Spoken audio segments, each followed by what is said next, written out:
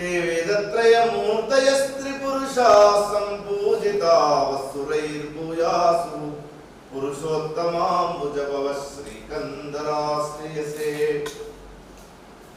గోల్కొండ సాహితీ మహోత్సవం కార్యక్రమంలో అంతర్భాగంగా ఈ సాయం వేళ నిర్వహించుకుంటున్నటువంటి ఈ కార్యక్రమానికి సంయోజకులుగా వ్యవహరిస్తున్నటువంటి మాన్యులు శ్రీ ఆత్రేయ శర్మ గారు, నాతో పాటు సభా వేదికపై ఉన్నటువంటి కుప్పం ద్రావిడ యూనివర్సిటీకి చెందినటువంటి ఆచార్యులు మాననీయ అరవింద్ కుమార్ గారు, అట్లానే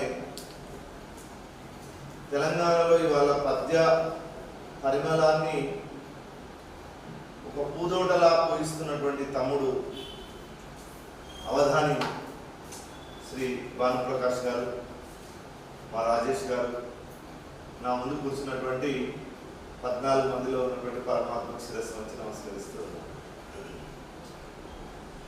బంగారు పంజరమే బందికా నాకు స్వేచ్ఛ లేకున్న సుఖమెక్కడుంది. ఒక పక్షిని బంగారు పంజరంలో పెట్టినప్పటికీ ఆ పక్షి తనకు స్వేచ్ఛ కావాలని కోరుకుంటుంది. దానికి స్వేచ్ఛ అంటే ఏమిటి అంటే ఈ అనంతమైనటువంటి ఆకాశంలో తన 2 రెక్కలతో హాయిగా ఎగరగలిగినటువంటి ఒక ఆనందమే దాని యొక్క స్వేచ్ఛ. ప్రపంచంలో ఏ మానవుడైనా భౌతిక పారమార్థికమైనటువంటి స్వాతంత్రం మనసుతో లేకపోతే ఆ మనిషి జీవితానికి అర్థం పరమార్థం ఉండదు. కాబట్టి ప్రపంచంలో ఉన్నటువంటి అన్ని జాతులు స్వాతంత్రం కావాలని కోరుకుంటూ ఉంటాయి. ఆ స్వాతంత్రం వారికి భౌతికంగా తన యొక్క సంస్కృతిని, భాషను, ధర్మాన్ని, జాతిని, భౌగోళిక ప్రదేశాన్ని, వీటన్నిటి పట్ల ఉండేటటువంటి మమకారాన్ని రక్షించుకునేటటువంటిది స్వాతంత్రం. ఆ స్వాతంత్రానికి సంబంధించి పోరాటం మన దేశంలో అయితే ఒక లెక్కలో మనం చెప్తే 1000 సంవత్సరాల బానిసత్వం ఈ దేశం అనుభవించింది. 800 సంవత్సరాలు అంటే సుమారు 712 జూలై 6వ తారీఖు నాడు సింధు ప్రాంతాన్ని కబలించడానికి వచ్చినటువంటి మహమ్మద్ బిన్ కాసిం రాజా దాయిర్ సేను చంపేసి ఈ దేశంలోకి వాయువ్య ప్రాంతం గుండా అడుగుపెట్టిన తర్వాత అప్పుడు కోల్పోయినటువంటి స్వాతంత్రం, అనేక పిండారి దండులు, అనేక జాతుల వాళ్ళు, చివరికి మంగోలియన్స్ ఇట్లాంటి ఈ దేశం పైన పడి దోపిడీ చేసినటువంటి వైనం ఒక 800 సంవత్సరాలు జరిగింది. ఆ క్రమంలోనే ఫ్రెంచ్ వాళ్ళు, డచ్ వాళ్ళు, పోర్చుగీస్ వాళ్ళు, ఆంగ్లేయులు ఈ 4 రకాలైనటువంటి వాళ్ళు మన దేశంలోకి వచ్చారు. వచ్చి ఈ దేశాన్ని కబలించేటటువంటి ప్రయత్నం చేశారు. వాళ్ళు కేవలం కబలించడమే కాదు, మనకున్నటువంటి పాలనా సౌకర్యాన్ని అందించే పనిలో భాగంగానే ఆ పనితో పాటే మన లోపల ఉన్నటువంటి సాంస్కృతిక విధ్వంసం చేశారు. ఆ విధ్వంసానికి వ్యతిరేకంగా వాళ్ళు మనతో గుంజుకున్నటువంటి స్వతంత్రాన్ని మళ్ళీ లాక్కోవడానికి ప్రయత్నంగా 6 లక్షల మృత వీరుల రక్తం తడిసిన నేల, మొలిచిన త్యాగం, లక్షలాది మంది యొక్క త్యాగాల రక్తపు ధారలు ఈ భూమిపైన ప్రవహించి నాకు స్వాతంత్రం కావాలని కోరుకున్నాయి. కాబట్టి మాతృదేవి బలిమంటపమందు యజ్ఞ పశువుగా నిల్చునంతటి మహాభాగ్యమెవనికి సిద్ధించునో ఆతని అరికాలిదు ప్రజల శిరం వెక్కి భవ్యంబు సేయు. మాతృదేవత యొక్క బలిమంటపం ముందు ఎవరి యొక్క బలిదానం జరుగుతుందో వాళ్ళ యొక్క పాదాల యొక్క పాద రేణువులకు ఆ ధూళి ఏదైతే ఉంటుందో ఆ ధూళి ప్రజల యొక్క శిరం పైన పడితే కానీ వాళ్ళ యొక్క జన్మం ధన్యం కాదంట. అట్లాంటి గొప్ప వీరులు ఈ దేశంలో స్వాతంత్రం కోసం పోరాటం చేశారు. ఉదయం మనం విన్నాం. మరి ఎంతమంది ఎన్ని రకాలైనటువంటి త్యాగాలు, బలిదానాలు చేస్తే మనకు స్వేచ్ఛ వచ్చింది. అయితే ఆ బలిదానాల పరంపర ఎలా ఉంటుందంటే ప్రధాన స్రవంతి ధార ఒకటి ప్రవహిస్తూ ఉంటుంది ఎప్పుడైనా సరే సమాజంలో. దాన్ని మనం శిష్టులు అంటుంటాం. నాగరికులు, తెలివైనటువంటి వాళ్ళు, మేధావులు, పెద్ద పెద్ద దానేశ్వర్ అంటే హిందీలో అయితే దానేశ్వర్ అనే పదం వాడుతూ ఉంటారు. ఇంటలెక్చువల్ గ్రూప్ వాళ్ళంతా ఎప్పుడూ ఒక ప్రధాన స్రవంతి పనిచేస్తూ ఉంటుంది. ఏదైనా ఒక ఉద్యమం జరగాలన్నా, ఒక పోరాటం జరగాలన్నా, ఒక విముక్తి జరగాలన్నా, ఒక విమోచన జరగాలన్నా, ఒక అద్భుతమైనటువంటి కార్యం ఏది సాధించాలన్నా దానికి బాటలు వేసేటటువంటి ఒక మేధో వర్గం ఒకటి ఎప్పుడు సమాజంలో ఉంటుంది. ఆ మేధో వర్గాన్ని అనుకరిస్తూనో ఇంకొక వర్గం ఎప్పుడు ప్రయత్నం చేస్తూ ఉంటుంది. అట్లా చేసినటువంటి వాళ్ళు పల్లెటూళ్ళలో మనకు కనిపిస్తారు. వాళ్ళనే మనం జానపదులు అంటాం. ఒకవైపు ఏమో ఒక సుభాష్ చంద్రబోసో, ఒక తిలకో, ఒక సావర్కరో, ఒక భగత్ సింగో, ఒక చంద్రశేఖర్ ఆజాదో, ఒక ఉద్యమ్ సింగో, ఒక శ్యామ్జీ కృష్ణవర్మనో ఒకవైపు సమాజాన్ని ప్రభావితం చేసేటటువంటి వర్గం అయితే, మరి సామాన్యులైనటువంటి వాళ్ళను, నిరక్షరాస్యులైనటువంటి వాళ్ళను కదిలించేది ఎట్లా, ఆ కదిలించేటందుకు ఏ మార్గాలు ఉన్నాయి, ఎలాంటి పాటలు పాడుకోవాలి, ఎలాంటి మాటలు మాట్లాడుకోవాలి, ఎలాంటి కథలు ఈ జాతికి చెప్పాలి అనేటటువంటి ఒక గొప్ప ప్రయత్నము జరిగింది. మరి ఆ పల్లెటూళ్ళలో జానపదులు అని అంటూ ఉంటాం కదా వాళ్ళు అనేకమైనటువంటి ప్రయత్నాలు చేశారు. ఆ ప్రయత్నాల్లో మనకు కథలు కనిపిస్తాయి, వీరగాథలు కనిపిస్తాయి. ఆ వీరగాథలు ఉత్తర దేశంలో అయితే మనం అనుకుంటాం మనకు తాంతియా తోపే, ఝాన్సీ లక్ష్మీబాయి, నానా సాహెబ్ లాంటి వాళ్ళు వాళ్ళ ప్రాంతంలో అద్భుతంగా పోరాటం చేశారని మనం అంటూ ఉంటాం. మన ప్రాంతంలో కూడా అట్లాంటి పోరాటం చేసినటువంటి వాళ్ళు ఉన్నారు. ఒక ఉయ్యలవాడ నరసింహారెడ్డి, ఒక సదాశివరెడ్డి, ఒక రాణి శంకరమ్మ, ఒక సర్వాయి పాపన్న, ఒక పండుగ సాయన్న, ఇట్లాంటి జానపద వీరుల యొక్క కథల్ని సమాజం స్వీకరిస్తుంది, జానపదులు స్వీకరిస్తారు. ఎందుకంటే వాళ్ళ యొక్క జీవన విధానాన్ని, వాళ్ళ యొక్క జీవితంలో ఉండేటటువంటి వీరత్వాన్ని వాళ్ళ లోపల చూసుకుంటారు. జానపదుల్లో ధర్మ విచక్షణ ఉంటుంది. ఏది ధర్మము, ఏది న్యాయమో, ఏది అన్యాయమో, ఏది అధర్మమో వాళ్ళకి బాగా తెలుసు. అందుకోసం వాళ్ళు రామాయణం వాల్మీకి రాస్తే ఆ వాల్మీకి రామాయణం చింతల రామాయణంగా మార్చుకుంటారు. మహాభారతం వ్యాసుడు రాస్తే దాన్ని తందనాన భారతంగా మార్చుకుంటారు. ఇట్లా వాళ్ళ యొక్క భాషలోకి, వాళ్ళ యొక్క ఆలోచనలోకి ప్రధాన స్రవంతి విషయాలను ఒప్పుకుంటారు. అట్లాంటి ఒప్పుకునేటటువంటి శక్తి జానపదులకు ఉంటుంది. వాళ్ళ భాషలోకి దానికి సంబంధించినటువంటి అన్ని విషయాలను తీసుకొని వాళ్ళు తమ చుట్టూ ఉన్నటువంటి సమాజాన్ని చైతన్యవంతం చేస్తూ ఉంటారు. ఉదాహరణకు భజన పాటలు అనేటటువంటి కూడా ఒక భాగం, అందులో కథలు అనేటటువంటి ఒక భాగం, తర్వాత గేయాలు ఒక భాగం, కళారూపాలు ఒక భాగం. కళారూపాలు అంటే బయలాటలు కావచ్చు, వీధి నాటకాలు కావచ్చు, ఒగ్గు కథలు కావచ్చు, బుర్ర కథలు కావచ్చు, శారద కథలు కావచ్చు, పగటి వేసేవాళ్ళు కావచ్చు, పిట్టలు కావచ్చు, ఏదైనా సరే వాటన్నిటినీ వాళ్ళ చుట్టూ ఉండేటటువంటి సమాజానికి స్వాతంత్ర ప్రేరణ ఇవ్వడం కోసం వాళ్ళు వాడుకుంటారు. ఎట్లా వాడుకుంటారో ఒక్కొక్క దానికి ఒక చిన్న ఉదాహరణ చెప్పి ముగిస్తారు. ఉదాహరణకు భజనలు అనేవి పల్లెటూళ్ళలో ప్రధానమైనటువంటి అంశాలు. ఎందుకు ప్రధానమైనటువంటివి అంటే, పూర్వం మన దేశంలో బతుకమ్మ, కోలాట పాటలు, భజన కీర్తనల మధ్యల మోతలు, బైరాగుల కిన్నెర తత్వములు కనుమరువాయను నా పల్లెల్లో, స్టార్ టీవీ సకిలిస్తూ ఉన్నదమ్మో నా పల్లెల్లోన, హరిశ్చంద్ర ప్రజ నాటకాల పంతులు హార్మోనియం చెదలు పట్టినది, యక్షగానము నేర్పే పంతులు ఉప్పరి పనిలో తట్టబట్టినడు, యాచకులు నా పుడగా జంగాలు ఈ పల్లెల నిలిసి పాత బట్టల మూటలమ్ముతుండ్రా తమ పుట్ట కూటికై అంటాడు ఒక వాక్యకారుడు. ఇవాళ అవన్నీ దోషమైపోయాయి, అవన్నీ ఇవాళ లేవు. కానీ ఒకనాడు సమాజానికి మాధ్యమం ఏమిటి అంటే భజనలు మాధ్యమం. పల్లెటూళ్ళలో చక్కని పాటలు పాడుకునే వారు గుళ్ళో కూర్చొని వారానికి ఒకసారి, ఒక ఊర్లో రెండు సార్లు వారానికి, ఒక పౌర్ణమి నాడు, ఒక ఏకాదశి నాడు భజన ఈ రోజు చేస్తూ ఉన్నారు. ఆ భజన మధ్యలో ఒక శతకం ఉంటుంది, ఒక నీతి శతకం ఉంటుంది, ఒక ధర్మం ఉంటుంది, ఒక దేశానికి సంబంధించినటువంటి చర్చ ఉంటుంది. మరి వాళ్ళ పరాయి బానిస ప్రభుత్వం చేతి కింద మనం ఉన్నాం కాబట్టి మన చర్చ మనం చేసుకోవాలంటే బహిరంగంగా చేసుకోలేము. కాబట్టి ఇలా అయినా కూర్చొని 4 పాటలు మాట్లాడుకొని, 4 పాటలు పాడుకొని, 4 మాటలు మాట్లాడుకునేటటువంటి ఒక గొప్ప అవకాశాన్ని వాళ్ళు తీసుకున్నారు. వాళ్ళు ఎట్లా ఆనాడు భజనను దేశభక్తికి ఎట్లా మార్చుకున్నారు అనేది ఒక ఉదాహరణ చెప్తారు. చాలా ప్రసిద్ధమైనటువంటి పాట ఒకటి తారకామృత సారం దాన్ని రాసినటువంటి ఆయన ఒక ఆయన బోర అప్పల స్వామి, పీరు మయ్యోద్దీన్ అని ఇద్దరు. ఒక ఆయన ధవళేశ్వరం కాటంపేట వాసి, ఒక ఆయన కర్నూలు వాసి, ఇంకొక ఆయన ముగ్గురు కలిసి అవి రాశారు. దాంట్లో చాలా గొప్ప తత్వం ఉన్నటువంటి ఒక కీర్తన ఉంది.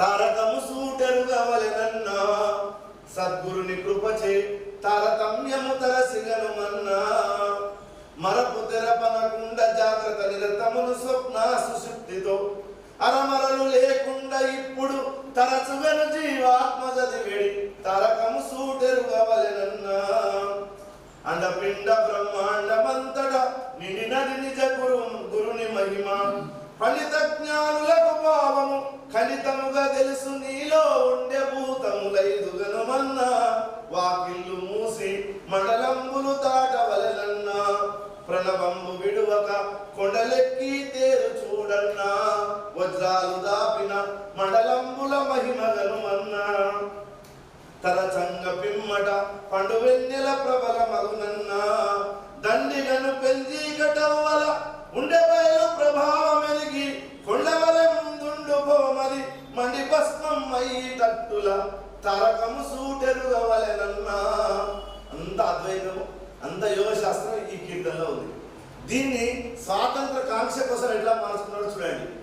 దేశమంతా సేవ చేయండి జనులార మీరలు దేశ దాస్యము తొలగదోయండి దేశ వస్త్రములను దాల్చండి జనులార మీరు విదేశీ వస్త్రములంట పోకండి దేశ నాశన కరములకు నీ వేష భాషల రోసి మోహావేశమును పరిమార్చి గాంధీ ఉపదేశములు మీ మదిదలంచుచు మనకు గౌరవత లేదండి, మనకు గౌరవత లేదండి, పాశ్చాత్య మోహం మునను మునియు తెలియలేమండి.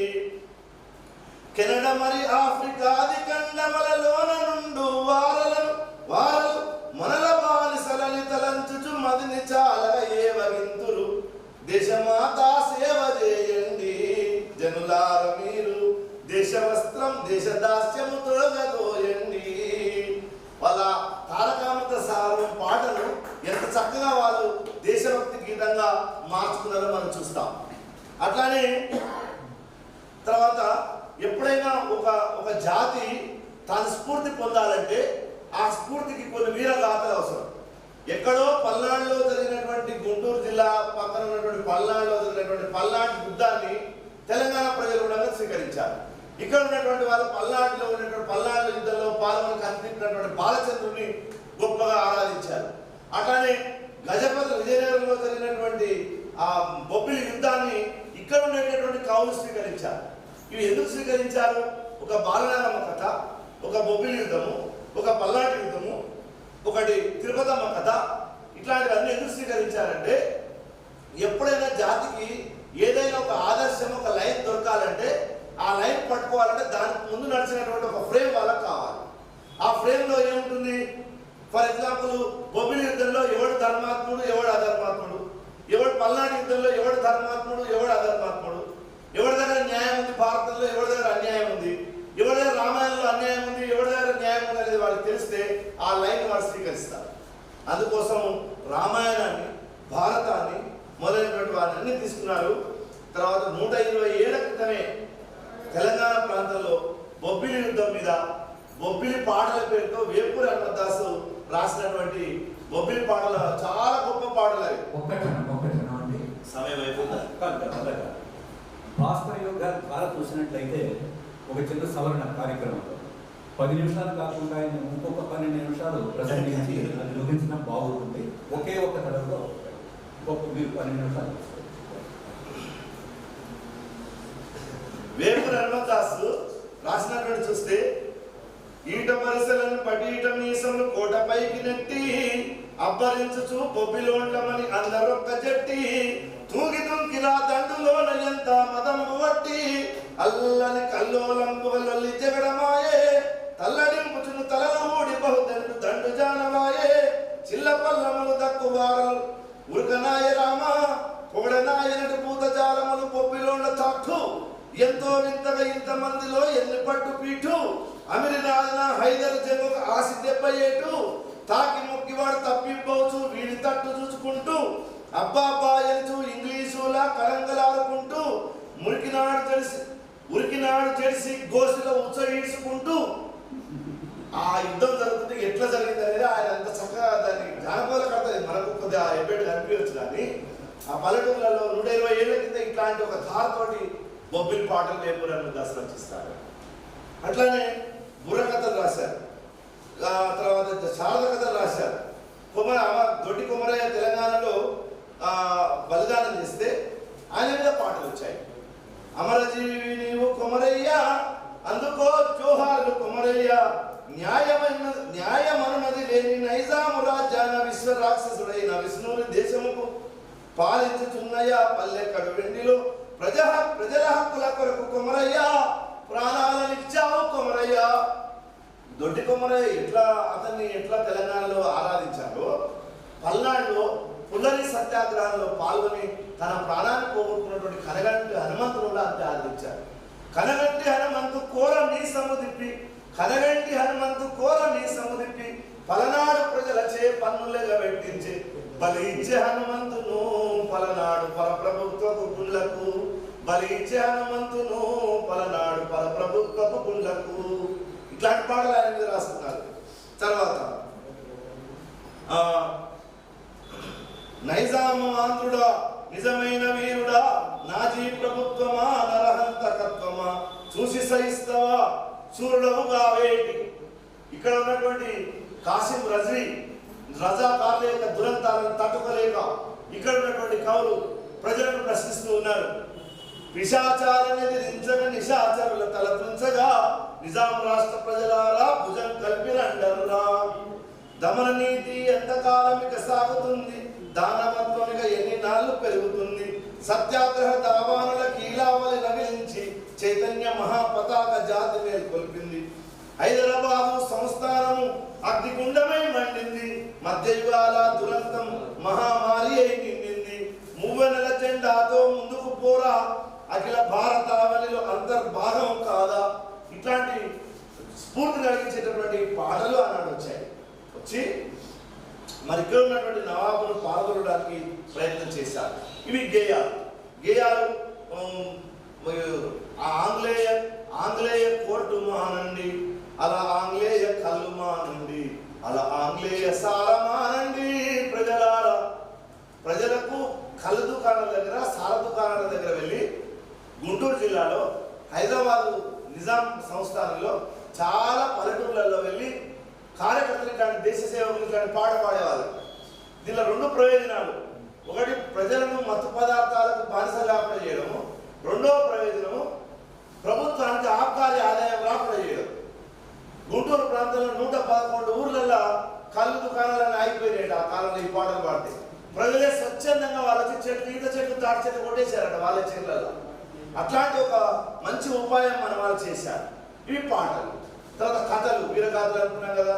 ఒక వీరవాడ నరసింహారెడ్డి ఎట్లా త్యాగం చేశాడు, ఒక సదాశివరెడ్డి, ఒక శంకరమ్మ, ఒక సర్వాయి పాపన్న కథను ఎందుకు ఈ తెలంగాణ ప్రాంతం స్వీకరించింది అంటే, గోల్కొండను సుమారు 170 సంవత్సరాలు కుతుబ్ షాహీలు, 250 సంవత్సరాలు ఆసఫ్ జాహీలు పరిపాలన చేస్తే మరి ఈ సర్వాయి పాపన్నకు సంబంధించి ఏమనుకున్నారంటే, 2 గడియలు సర్వాయి పాపన్న గోల్కొండ శ్రీనివాసరావు కూర్చున్నాడు అని ఒక కథ, వీరగాథ స్టార్ట్ అయింది. జే బోయల్ అనేటటువంటి ఒక బ్రిటిష్ పరిశోధకుడు దాని పేరు ఇచ్చారు. ఆ వీరగాథ ఇక్కడ ఉన్నటువంటి ప్రజలకు కనెక్ట్ అయిపోయింది.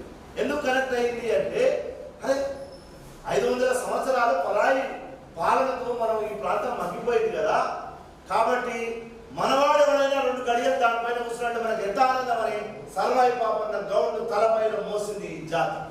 చూడండి, అంటే సదాశివరెడ్డి తుపాకీ గుండకు బలైపోయాడు, ఉయ్యలవాడ నరసింహారెడ్డి తుపాకీ గుండకు బలైపోయాడు, కనగంటి హనుమంతు తుపాకీ గుండకు బలైపోయాడు. మరి ఇంతమంది త్యాగమూర్తులు సేవ చేసినప్పుడు వాళ్ళ చుట్టుముట్టున్నటువంటి ప్రజలు వాళ్ళని ఆరాధించకుండా ఉంటారా? వాళ్ళ మీద పాటలు కట్టకుండా ఉంటారా? వాళ్ళ మీద కథలు చెప్పకుండా ఉంటారా? వాళ్ళ మీద శుద్ధులు చెప్పకుండా ఉంటారా? అట్లాంటి ఒక అద్భుతమైనటువంటి పని పల్లెటూళ్ళ వాళ్ళు చేసుకున్నారు. వాళ్ళకు వచ్చిన చదువు, వాళ్ళకు వచ్చినటువంటి అక్షరాలు అవి మాత్రం చేసుకున్నారు. బుర్రకథలు రాసుకున్నారు. వినరా భారత వీరకుమార విజయం మనదేరా. తర్వాత వినరా నైజాం తెలుగు ప్రజల ఘన వీర సమర చరిత. మాతృదేశం కొరకు మరణించు భక్తుల పూలతో పూజించరావా, స్వాతంత్ర పోరాటముల చావు బ్రతుకో తీర్చుకునడి వీర దేశ సేనానులకు వేగరాల పూజ చేయ, వినరా భారత వీర కుమార విజయం మనదేరా, వినరా ఆంధ్రుడ పల్లనాటి ఘన వీర చరిత నేడు. ఇట్లాంటి పల్లవులు పెట్టుకొని చక్కని పాటలు రాసుకున్నారు. మా కొద్దీ తెల్లదురతనము, మా కొద్దీ తెల్లదురతనము దేవ, మా కొద్దీ తెల్లదురతనం అని గరిమెల సత్యనారాయణ లాంటి వాళ్ళు పాటలు రాశారు. ఇట్లా జానపద కళారూపాలు, జానపద గేయాలు, జానపద శుద్ధులు, కథలు అన్నీ ప్రతి ఒక్కటి ఆ స్వాతంత్రం కోసం వాళ్ళ పదలో భజనలతో సహా అన్నింటిని వినియోగించుకున్నారు. భరతమాత భజన కీర్తనలు రాసుకున్నారు, భరతమాత పేరు మీద గేయాలు రాసుకున్నారు, భరతమాత మీద బుర్రకథలు రాశారు, శాతకథలు రాశారు, గులశుద్ధులు చెప్తున్నారు. ఆఖరికి లక్కోర్ సాబ్ అంట మనం పిట్టల ద్వారా అంటుంటారు కదా, అట్లాంటి వాడు కూడా వచ్చాడు. అట్లాంటి కళారూపాలను ఈ జాతిలో చైతన్యం నింపడానికి ఒక్క చెరివిరాల బాగానే 100కు పైగా యక్షగానాలు రాశాడు తెలంగాణలో. సికింద్రాబాద్, ముషిరాబాద్లో ఉండేవాడు ఆయన. ఒక ఆయన ఒక దుబ్బాకాకి సంబంధించినటువంటి ఒక ఆయన 105 యక్షగానాలు రాశాడు. ఆయన 105 ఏం తక్కువ కావాలి, చాలా పెద్ద వర్క్ అది. మరి వాళ్ళు ఆ బాగా ఒక చోట చెప్తాడు, ఇక్కడ నైజాం ప్రభుత్వంలో ఎక్కడ కూడా రామాయణం, భారతం లాంటి వీధి నాటకాలు ఆడనిచ్చేవాళ్ళు కాదట, యక్షగానాలు ఆడనిచ్చేవాళ్ళు కాదట. వాళ్ళు వచ్చి సాయంత్రం పోలీస్ పెట్రోలింగ్ లో వచ్చి పోలీసు వాళ్ళు అడిగారట, యహా క్యా క్యా ఖేల్ రహా హై అంటే, ఇదర్ కామమ్మ కా కథా ఖేల్ రహే సాబ్, తిరుపతమ్మ కా కథా ఖేల్ రహే సాబ్, బాలనాగమ్మ కా కథా ఖేల్ రహే సాబ్ అంటే వెళ్ళిపోయేవాళ్ళు. అందుకే ఇప్పటికి నాటకాలు చూడండి మీరు, ఆడేదేమో సత్యార్థించిన నాటకం ఉంటుంది, దాని మధ్యలో కుశలాభారం సీన్ ఉంటుంది, దాని మధ్యలో చింతామణి సీన్ ఉంటుంది, దాని మధ్యలో రామాయణ యుద్ధంలో ఒక సీన్ ఉంటుంది. ఎందుకు పెట్టారు అబ్బాయి నాకు అర్థం కాదు. మన వాళ్ళు అక్కడ ఈ సిస్టమ్ ఏంటంటే, వాళ్ళు ఈ ఆటలు రామాయణ భారతాలు చెప్తే జాతిలో ధర్మం మేల్కొంటుంది, వాళ్ళు ఆడలేవారు కాబట్టి వాళ్ళు ఏం చేసేవాళ్ళు, దాన్ని ఆపిపోయేవాళ్ళు. అందుకోసం జానపద కథలు, తిరుపతమ్మ కథ చెప్తే వాళ్ళకి ఏం అభ్యంతరం, బాలనాగమ్మ కథ చెప్తే వాళ్ళకి ఏం అభ్యంతరం, చింతామణి కథ చెప్తే వాళ్ళకి ఏం అభ్యంతరం, తిరుపతి ఇంకో కథ చెప్తే వాళ్ళకి అభ్యంతరం లేదు. కాబట్టి అవి ఆడుతూనే మధ్య మధ్యలో ఈ బిట్స్ పెట్టేవాళ్ళు. అవి ధర్మాన్ని జాగ్రత్త చేసేటటువంటి పనులు. ఆ బిట్స్ అడిగి వచ్చినాయేమో అని అనిపిస్తుంది నాకైతే, ఎవరు చెప్పలే ఇక్కడ, కానీ నాకు ఆలోచిస్తే నాకే అనిపించింది. కాబట్టి ఇట్లా మన యొక్క ధర్మాన్ని, దేశాన్ని రక్షించుకోవడానికి, మనకు స్వాతంత్రం వచ్చేటందుకు, చేసేటందుకు అనేక ప్రయత్నాలు, ఒక నాగరికులు ఎంత ప్రయత్నం చేశారో, మేధావులు ఎంత ప్రయత్నం చేశారో, జానపదులు ఎంత ప్రయత్నం చేశారో, సమయాన్ని దృష్టిలో పెట్టుకొని ముగిస్తున్నాను. నమస్కారం.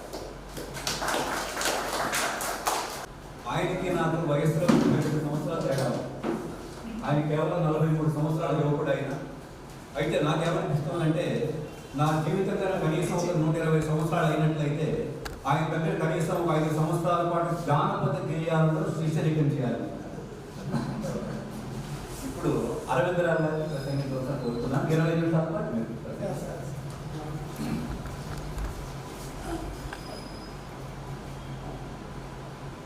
గోల్కొండ సాహిత్య మహోత్సవ ఆర్గనైజర్స్ అందరికీ కూడా, తర్వాత ఈ సంధానకర్తగా ఉన్నటువంటి అంబేశ్వర గారు, నాతో పాటు ఇంతకుముందు చెప్పినటువంటి భాస్కర్ యోగి గారు, తర్వాత భానుప్రకాష్ గారు, వారికి నా ముందున్న పెద్దలందరికీ కూడా నమస్కారాలు.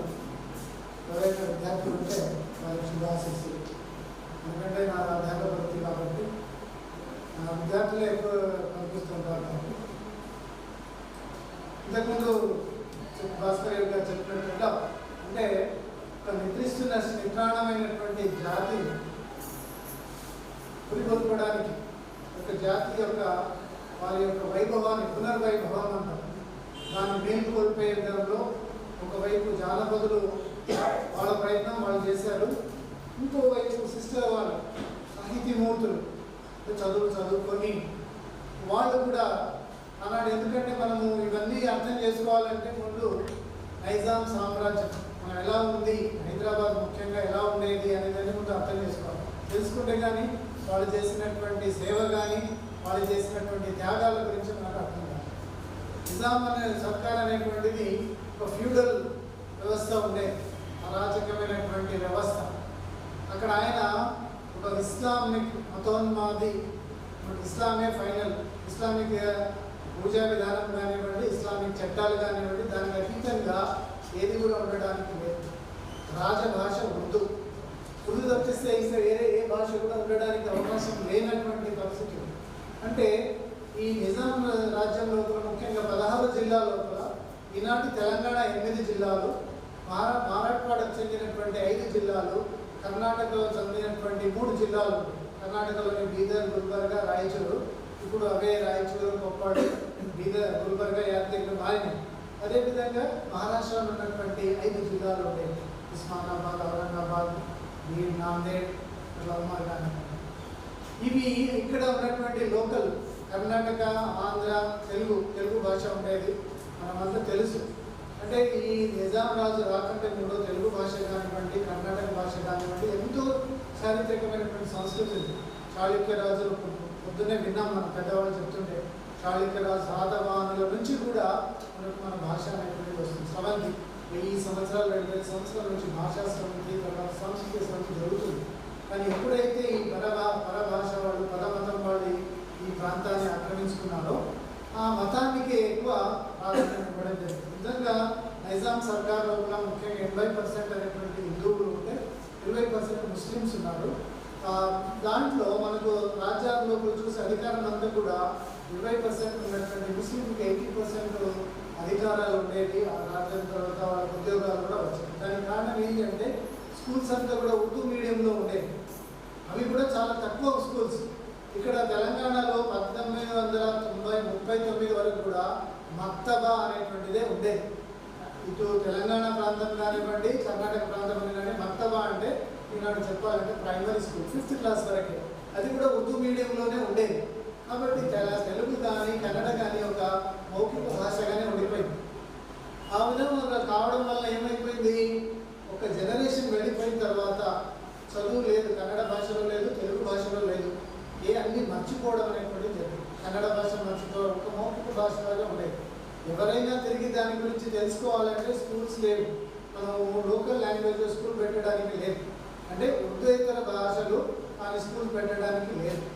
అలాంటి సమయంలో అంటే మనకు ఎప్పుడైతే గవర్నమెంట్ సపోర్ట్ ఉందో, మనం చదువుకుంటున్నాము, కవుల గురించి చదువుతాం, నన్నయ్య కానీ తిక్కన కానీ వాళ్ళందరికీ కూడా గొప్ప గొప్ప రాజుల యొక్క సపోర్ట్ ఉంది. ఎప్పుడైతే మీకు రాజ్యాధికారము, రాజ సపోర్ట్ ఉన్నప్పుడు భాష కానీ సంస్కృతి కానీ వికసించడం అనేటువంటిది గొప్ప విషయం కాదు.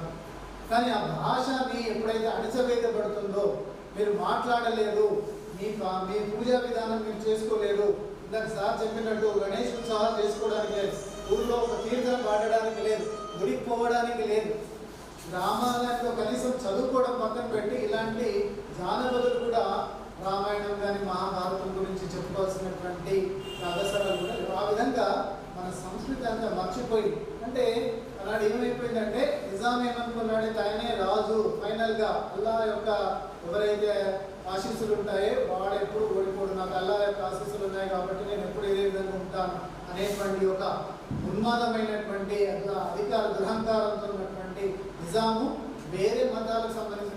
దీనికి తోడు కూడా తర్వాత వచ్చినటువంటి ఏమైపోయింది, కాసిం రజ్వీ అనేటువంటి వ్యక్తి వాడు కూడా ఉన్నటువంటి వాళ్ళంతా కూడా అరాచకాలు, అంటే స్త్రీలను దోచుకోవడము, చంపేయడం, ఎవరైతే ఎదురు తిరుగుతారో వాళ్ళని చంపడం లాంటివి జరిగాయి.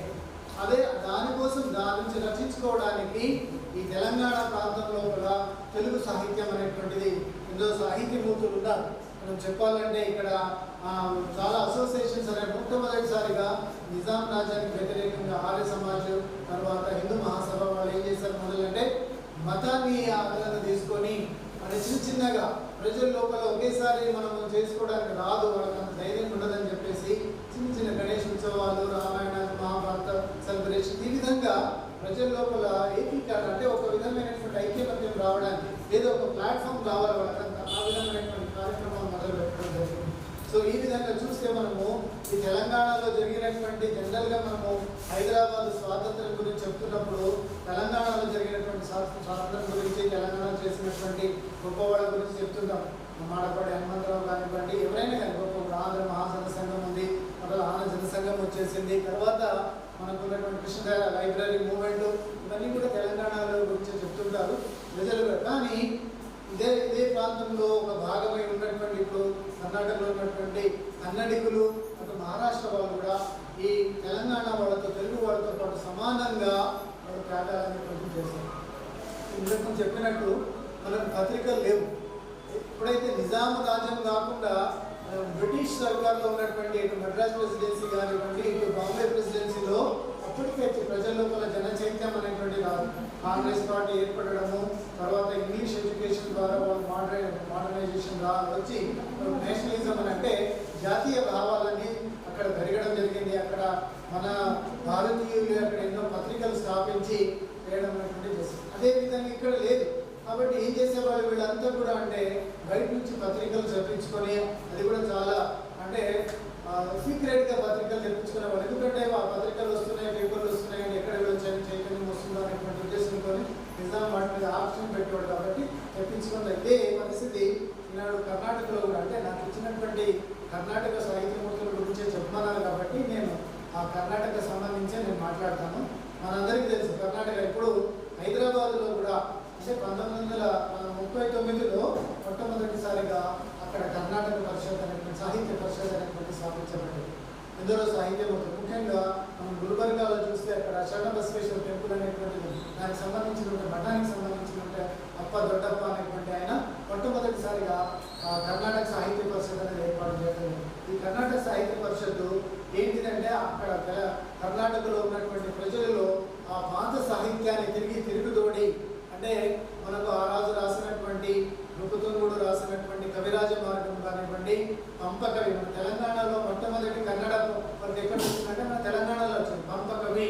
ఆ తర్వాత జినవల్లభుడు వీళ్ళు రాసినటువంటి ఇవన్నిటి కూడా తిరిగి ప్రజలలో ప్రచారం చేయడం మొదలుపెట్టింది కర్ణాటక సాహిత్య పరిషత్. అంటే ఎందుకు అంటే చరిత్ర తెలుసుకుంటే ఎంత వైభవంగా ఉండిందో ఈ కన్నడ ప్రాంతంలో కన్నడిగులు ఎంత వైభవంగా ఉన్నారో అది తెలుసుకుంటే కానీ వాళ్ళలో జాతీయ భావం రాదు అనేటువంటి ఉద్దేశంతో చరిత్రని మళ్ళీ తిరిగి వాళ్ళు రాయడం అనేటువంటిది చదవడం మొదలైంది. అదే కాకుండా చాలా మంది కవులున్నారు, బిఎంసీ అని కానీ, దారా బేద్రే అనేటువంటి కానీ, కువెంపు, వీళ్ళంతా కూడా జాతీయ సంబంధించినటువంటి కవిత్వాలని రాయడం జరిగింది. అదేవిధంగా సభలు సమావేశాలు ఏర్పరచుకోవడము, తర్వాత స్కూల్స్ కాలేజెస్ పెట్టడం. చాలా మంది నాకు ఒకసారి చెప్పాలంటే లిస్ట్ ఇప్పుడు అంటే వాళ్ళు చేసినటువంటి కార్యక్రమాలు ఏంటిదంటే మొట్టమొదటిది ఈ జిల్లా వైజ్గా సాహిత్య పరిషత్తు ఏర్పరచుకోవడం. కన్నడ సాహిత్య పరిషత్తు ప్రతి సంవత్సరం కూడా ఈ సాహిత్య పరిషత్తు యొక్క మీటింగ్ సమావేశాలు పరుచుకొని ప్రజల లోపల చైతన్యం తీసుకురావడం అనేటువంటి జరిగింది.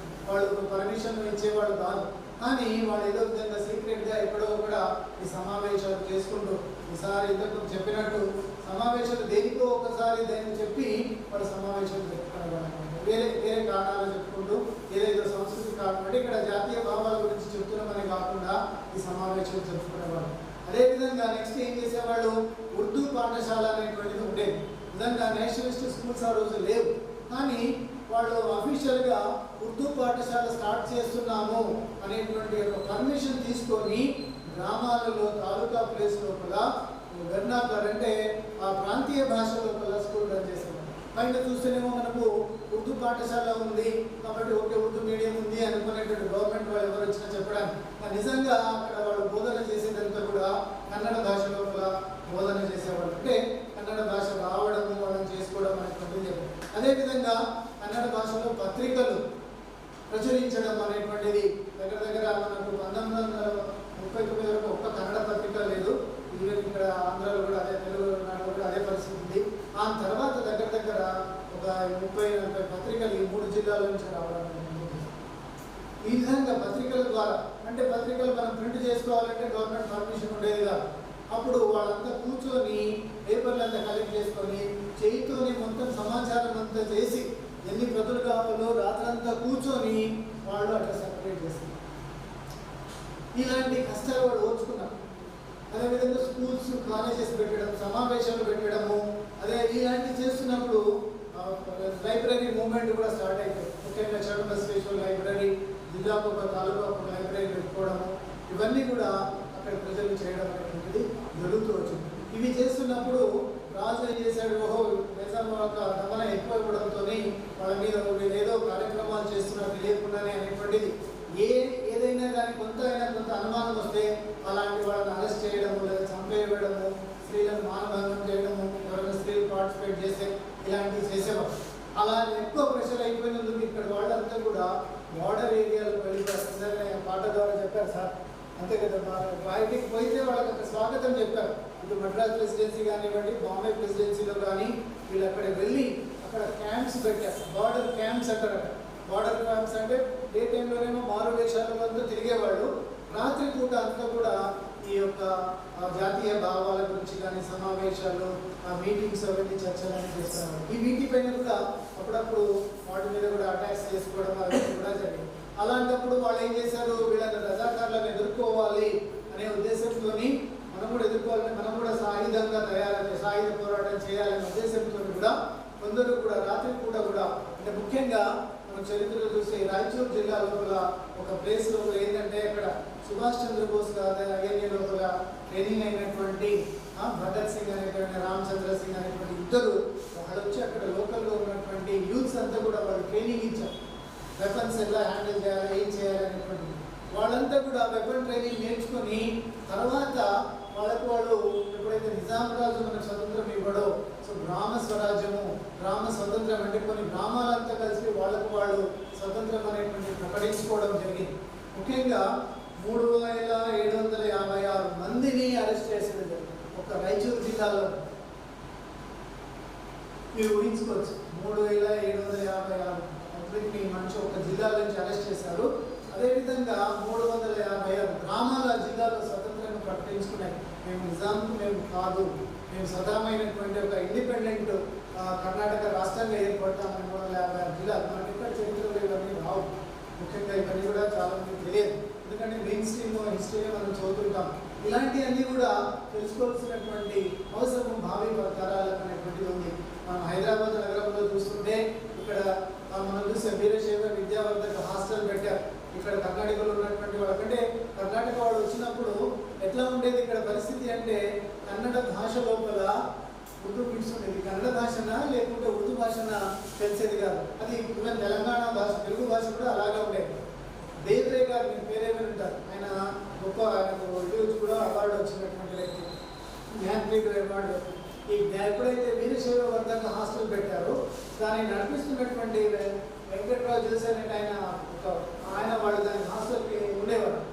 ఆయన ఇంటికి వెళ్ళారంటే బేద్రే గారు వాళ్ళ ఇంటికి వెళ్తే అక్కడ పనిచేసే ఆమెతోని వాళ్ళ మిస్సెస్ చాలా ఫ్లూయెంట్ ఉర్దూలో మాట్లాడుతుంది. నేను చూసి ఆశ్చర్యపోయారంటే, నేను కన్నడమేనా లేకుంటే ఆయన అడిగాడంట, సార్ మీరు మీ వైఫ్ కన్నడమేనా లేకుంటే ముస్లిం అమ్మని వాళ్ళని పెళ్లి చేసుకున్నారా అని చెప్పి. అంటే నేను ఎందుకు చెప్తున్న ఉదాహరణ అంటే, అక్కడ ఉన్నటువంటి మన తెలుగు వాళ్ళు కూడా కన్నడ వాళ్ళు కూడా మన కన్నడ భాష అంతా మర్చిపోయి, తెలుగు భాష అంతా మర్చిపోయి ఉర్దూలోనే మాట్లాడటము, ఎవరైనా ఇద్దరు పెద్దవాళ్ళు కలిస్తే ఉర్దూలోనే మాట్లాడటము, ఇంట్లో కూడా ఉర్దూ మాట్లాడటము, తర్వాత మన భాషలో కూడా ఎక్కువ ఉర్దూ పదాలు వాడడం అనేటువంటిది ఎక్కువ. కన్నడ గురించి అడిగితే పిల్లలకు కూడా తెలుస్తుంది. అలాంటి సమయంలో కూడా తిరిగి మళ్ళీ మన కన్నడ గత వైభవాన్ని మనము పునర్నిర్మించుకోవాలనే ఉద్దేశంతో వీరశైవ విద్యావర్ధక హాస్టల్ అనేటువంటి పెట్టి ఇక్కడ ఉన్నటువంటి కన్నడ, అంటే ఎందుకంటే కన్నడ రాజధాని విద్య సెంటర్ క్యాపిటల్ కాబట్టి కన్నడిలో ఇప్పుడు చదువుకునేవాడు అక్కడ వాళ్ళు ఉండడానికి ఆశ. మొట్టమొదటి ఈ విద్యావర్ధక హాస్టల్ పెట్టారు, ఇక్కడే ఉంటుంది, దగ్గరే ఉంటుంది మనకు, మీకు అంతా తెలిసిన విషయం. రెండవది కర్ణాటక శిక్షణ సమితి అనేటువంటిది ఒకటి పెట్టారు. దాని ద్వారా కన్నడ భాషల గుర్తుంగా స్కూల్, గుర్తుంగా అంటే మన రాష్ట్రకూట రాజు అయినటువంటి ఆ రాజు పేరు మీద పెట్టారు. ఆయన ఎందుకు పెట్టారు ఆ పేరు అంటే, 8వ శతాబ్దంలోనే కన్నడ భాష లోపల పోయిటరీ గురించి ఆయన చాలా విపులంగా రాశారు. దాని కవిరాజ మార్గం అనేటువంటి ఒక గ్రంథం రాశారు. మనమంతా ఏమనుకుంటామంటే పోయిటరీ గురించి, పోయిటిక్స్ గురించి అంత పెద్ద గ్రంథం రాశారంటే భాష ఎంత వెనుకుంటుందో మనం అర్థం చేసుకోవాలి. క్లాసికల్ లాంగ్వేజ్ శతాబ్దం గురించి మనం చెప్తుంటాం, కానీ దానికంటే ముందు 8వ శతాబ్దంలోనే కవిరాజ మార్గం అనేటువంటి వృత్తులు రాశారు. ఆయన పేరు మీద ఇక్కడ కర్ణాటక శిక్షణ సమితి అనేది పెట్టారు. ఇక్కడ ఎవరైతే కన్నడిగులు ఉన్నారో ఉద్యోగ రీత్యా కానీ, వ్యాపార రీత్యా కానీ, దేనైనా కానీ హైదరాబాద్లో సెటిల్ అయినటువంటి వాళ్ళ పిల్లల కోసం అని చెప్పేసి ఇక్కడ వృత్తుంగా స్కూల్ అనేటువంటిది స్టార్ట్ చేయడం. అదేవిధంగా ఇక్కడ ఉన్నటువంటి కన్నడిగులు సాహిత్యం గురించి నేర్చుకోవాలి అంటే, మనం ఎంతో దూరంలో ఉన్నాము, తర్వాత పరాయి దీనంలో ఉన్నాం కాబట్టి మాతృభాష మర్చిపోతున్నాం, సంస్కృతి మర్చిపోతున్నామని అందరూ కలుసుకోవడానికి కర్ణాటక సాహిత్య పరిషత్ అనేటువంటిది ఒకటి లింగంపల్లిలోనే వాళ్ళు స్థాపించడం అనేటువంటిది జరిగింది. అదేవిధంగా ఈ ప్రాంగణం అయితే ఉందో ఇది కూడా బయట కోరట్కర్, ఆయన పేరు ఏంటిదంటే కేశవరావు కోరట్కర్ అనేటువంటి ఆయన కూడా అక్కడి నుంచి వచ్చి ఇక్కడ ఈ స్కూల్ని స్థాపించడం అనేది జరిగింది. అంటే నాన్ తెలుగు పీపుల్ వాళ్ళకు ఉండాలి. అదేవిధంగా మరాఠీ వాళ్ళు వివేకవర్ధిని స్కూల్ స్టార్ట్ చేశారు. ఇక్కడ ఉన్నటువంటి మహారాష్ట్ర మండలు వివేకవర్ధిని ఇలాంటివన్నీ తర్వాత స్థాపించుకొని వాళ్ళ అంటే మనం ఈరోజు చాలా ఈజీగా చెప్పొచ్చు, ఒక స్కూల్ స్టార్ట్ చేయడము కానివ్వండి, ఒక సంస్థ స్టార్ట్ చేయడము కావచ్చు. కానీ నిజాం రాజ్యం లోపల ముఖ్యంగా ఎప్పుడైతే అందులో ముఖ్యంగా హిందువులు ఏదైనా చేయాలంటే చాలా కష్టమైనటువంటిది. ఎందుకంటే వాడు రాజు ప్రతినిధి తిరిగాడంటే పొద్దున వరకే కమ్యూనిస్ట్ రాజ్యం లాగా. మీరు ఒకవేళ గవర్నమెంట్ అగ్నిస్ట్ ఏదైనా రాశారనుకోండి, కమ్యూనిస్ట్ రాజ్యం తెల్లారి వరకు మీరు అక్కడ ఉండరు, ఏమైపోయినారో జనాలకు తెలియదు. అలాంటి పరిస్థితి కూడా ఈ నిజాం రాజ్యంలో ఉండేది. ఎవరైనా నిజాం వ్యతిరేకంగా చేస్తున్నాడంటే తెల్లవారికి కూడా ఉండేవారు. అలాంటి అంత కష్టమైనటువంటి సమయంలో కూడా ఆనాడు పెద్దలు ఎన్నో కష్టాలకు ఓర్చుకొని వాళ్ళ యొక్క భాషను సంస్కృతిని ఎందరో కవులు ఉన్నారు. ముఖ్యంగా మనం చదవాలంటే ఇక్కడ వాళ్ళ పేర్లు నేను చెప్తాను, అందరి గురించి చాలా, ఎందుకంటే సమయం లేదు కాబట్టి తెలుసుకునే వాళ్ళ గురించి ముఖ్యంగా స్వాతంత్రం జాతీయవాదం చేసినట్టు పత్రికలు హుబ్బళ్ళి, నాగరిక, లోకవాణి, తుంగభద్ర, విశ్వకళ్యాణ, తర్వాత కాకుషణ, నవకర్ణాటక ఇవన్నీ కూడా ఈ 3 జిల్లాల నుంచే వచ్చాయి. అదేవిధంగా ఈ సంస్కృతి కూడా ఇవే కాకుండా మనకున్నటువంటి గొప్ప నాయకులు ఎవరెవరు చూడండి, ఏం రాశాడు ఆయన అంటే చాలా గీతాలు పద్యాలు ఉన్నాయి, అవి నేను చెప్పలేదు. ముఖ్యంగా ముఖ్యమైనటువంటి నాయకులు ఎవరు అంటే సాహిత్యవేత్తలు ఈ 3 జిల్లాల నుంచి వచ్చినటువంటి సిద్ధయ్య పురాణికు, డికే భీమసేనరావు, తర్వాత జయదేవి తాయి లిగాడ్. వీళ్ళంతా జయదేవి తాయి లిగాడ్ ఆమె షోలాపూర్లో పుట్టింది, మాతృభాష మరాఠీ. అయినా కూడా ఆమె కన్నడ నేర్చుకొని కన్నడ స్కూల్స్ స్టార్ట్ చేసి ఆడవాళ్ళకు ఆయనకు ఆమె ఎప్పుడైతే జహీరాబాద్ వచ్చి అక్కడ సాహిత్య పరిషత్లో మాట్లాడాలంటే నిజాం ఆమెను అరెస్ట్ చేశారు, కానీ ఇవ్వలేదు. అలాంటి వ్యక్తి ఆమె. తర్వాత కీర్తన కేసరి, కీర్తనలు చెప్పేవారు వెనకటికి, మీకు తెలుసో లేదా, హరి కీర్తనలు చెప్పేవారు హరిదాసు. ఆయన పేరు ఏంటంటే కీర్తన కేసరి జయరామాచారు. తర్వాత బెట్టి నీరు, చిన్నబసప్ప, సూగూరు శర్మ, చరణయ్య స్వామి, కవి గుర్త, వ్యాకరణ తీర్థ చంద్రశేఖర శాస్త్రి, మార్మి నరసింహదేవ, కుమార హాకారి, పంచాక్షరి హిరేమఠ్, ముదేమారు సంగಣ್ಣ, జోడదరాసి దొడ్డన్న గౌడరు, వాల్కి శ్రీ పూజశ్రీ చిన్నబసవ పట్టదేవరు, నాగేశాస్త్రి, ఇలాంటి వాళ్ళందరూ కూడా ఆనాడు ఉన్నటువంటి సాహిత్యమూర్తులు కవి సమ్మేళనాలు చేసి కన్నడ భాష గురించి, తర్వాత కన్నడ చరిత్ర గురించి చేయాలనేటువంటి కృషి ఆనాడు ఈ సాహిత్యమూర్తులు చేయడం ద్వారా మనం ఈనాడు ఈ 3 భాషలలో ఉన్నటువంటి వాళ్ళు కూడా కన్నడ భాషను నిలదొక్కుని మర్చిపోయినటువంటి సంస్కృతిని మళ్ళీ అలా సాగిస్తున్నారని చెప్పుకోవడానికి. ఎందుకంటే సమయం మీద ఒక్కొక్కరి గురించి చెప్పాలంటే వాళ్ళ కాంట్రిబ్యూషన్, వాళ్ళ పుస్తకాలు ఇప్పుడు పేర్లే చెప్పాను. ఎందుకంటే ఎవరైనా యంగ్ జనరేషన్ వాళ్ళ గురించి తెలుసుకోవాలి, ఫర్దర్ ఏదైనా తెలుసుకోవాలంటే వాళ్ళకి ఉపయోగపడుతుంది. సో ఈ అవకాశం ఇచ్చిన అందరికీ ధన్యవాదాలు. చక్కగా దేశంలో భావం ఒక్కటే, భాష నిర్ణయం అని చక్కగా మనకి మెదడికి పదులు పెట్టేటట్టు, హృదయాన్ని ఆకట్టుకునేటట్టు కూడా మనకి చక్కగా వారు చెప్పారు అరవిందరావు గారు. తర్వాత ఇప్పుడు కాస్త ఆటవిడు మీకు సంక్షిప్తమైనటువంటి ప్రశ్నలు ఏమన్నా ఉన్నట్లయితే ముందు భాస్కర్ గారికి, తర్వాత అరవిందరావు గారు.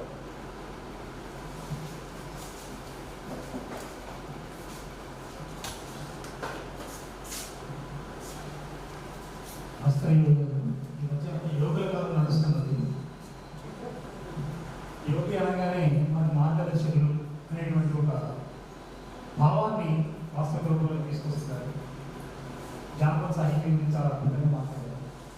ఆ సాహిత్యం గురించి మీరు మాట్లాడే విషయాలు మారుస్తూ కేవలం ఈ 15-20 నిమిషాల్లో మాత్రమే కాకుండా మాకు దాన్ని విపులంగా మరింత ఎక్కువగా తెలుసుకోవాలి అనిపిస్తున్నది మాట్లాడిన తర్వాత.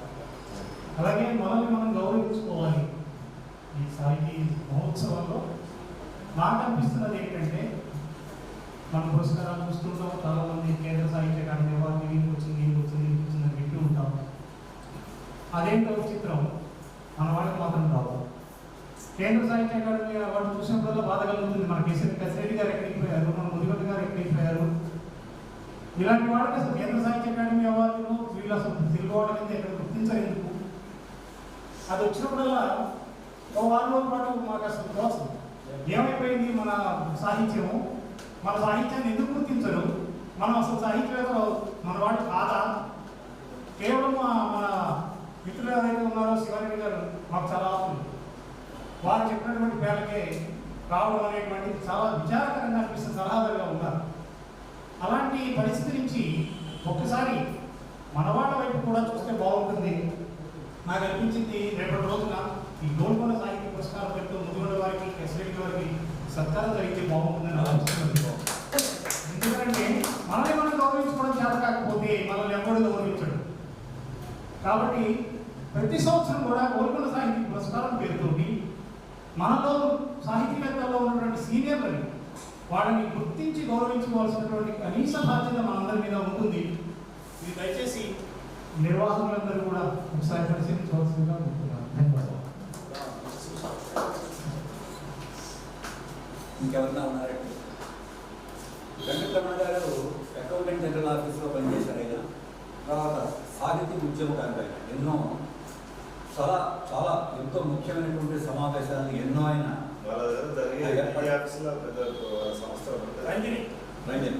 ఏర్పాటు చేయడమే కాకుండా పుస్తకాలు కూడా ఇప్పుడు భాస్కర్ యోగి గారు దానికి సమాధానం చెబుతారు.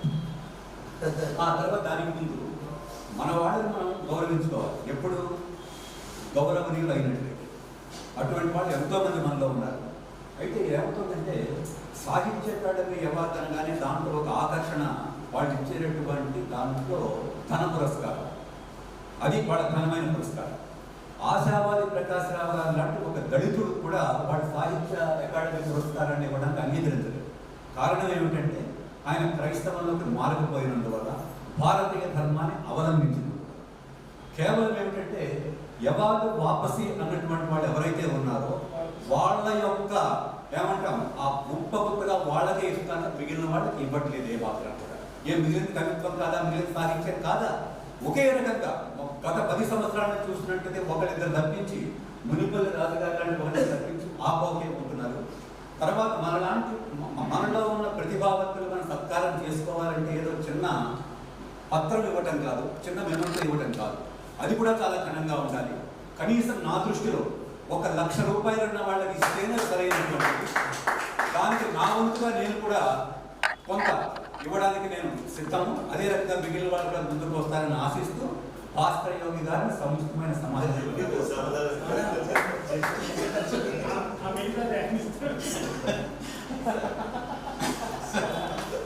సరే, తర్వాత మన సంగారెడ్డి ప్రాంతానికి వచ్చారు వారు.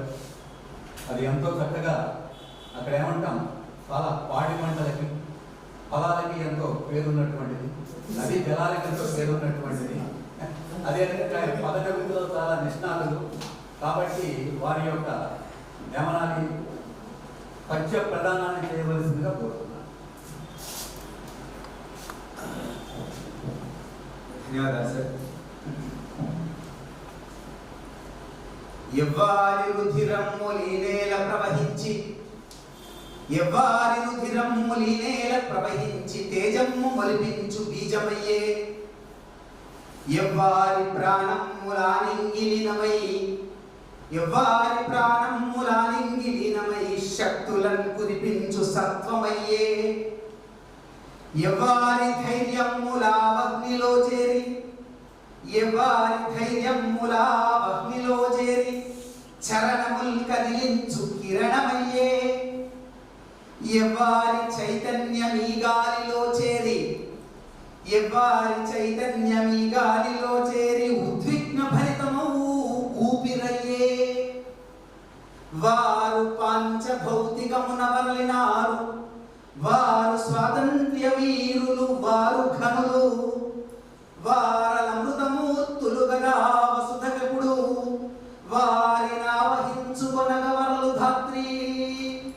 అమృతమూర్తులను ఆవహించుకునేటువంటి గోల్కొండ సాహిత్య మహోత్సవానికి సంచాలకులుగా వ్యవహరిస్తున్న ఆత్రేయ శర్మ గారు, జానపద రసగంగను ధారాళంగా మన ముందు ప్రవహింపజేసిన అగ్రజులు భాస్కర్ యోగి అన్న గారు, కన్నడ భాష సాహిత్యం సాంస్కృతిక ప్రభావం స్వాతంత్ర్యం మీద ఎటువంటి అభినవేశాన్ని చూపించింది అని అరవిందరావు గారు దిశానిర్దేశం చేశారు. పర్యవేక్షణటువంటి రాజేష్ గారు, నిర్వాహకులు, అందరిలో తగిన పరమాత్మకు నమస్కారం. పద్యం తెలుగువాడి ఆస్తి. మరి పద్యం స్వాతంత్రోద్యమ సమయంలో ఏం చేసింది అనే ప్రశ్న వేసుకుంటే మీరు ఆశ్చర్యపోతారు. ఇవాళ మీరు ఏ గూగుల్లో కానీ, ఏ ప్రచురిత సాహిత్యంలో కానీ, ఏ ప్రామాణిక గ్రంథం అనుకున్నా సరే, ఆ గ్రంథాలను తీసినప్పుడు తెలుగులో స్వాతంత్రోద్యమానికి సంబంధించినటువంటి పద్యం ఏదైనా ఉందా అంటే అది మొదటి పద్యం చిలకమర్తి లక్ష్మీ నరసింహం పంతులు గారిదే అని చెబుతూ ఉంటారు కదా. భరత ఖండంపు చక్కని పాడియావు, హిందువులు లేగ దూడలై ఏడ్చుచుండ, పితుకుచున్నారు మూతులు బిగియగట్టి, తెల్లవారను గడుసరి గొల్లవారు. దానికి మాతృగా కాళోజీ నారాయణరావు పద్య గేయం ఇస్తారు. దానికి ఆయన పెట్టిన శీర్షిక అదే.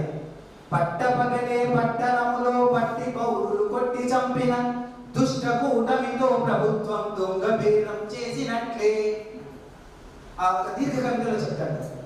అంటే ఏదైతే మనకు ఆ ప్రాంతీయ భేదం లేకుండా చూసినప్పుడు ఇక్కడి ప్రాంతంలో, ఎందుకంటే ఇది గోలకొండ సాహిత్యోత్సవం కదా, ఈ దక్కన్ ప్రాంతం నుంచి అసలు భాషకు, సాహిత్యానికి, పద్యంతో స్వాతంత్రోద్యమానికి ఊపిరిలూదిన వాళ్ళు ఎవరైనా ఉన్నారంటే అనేక మంది కనిపిస్తారు.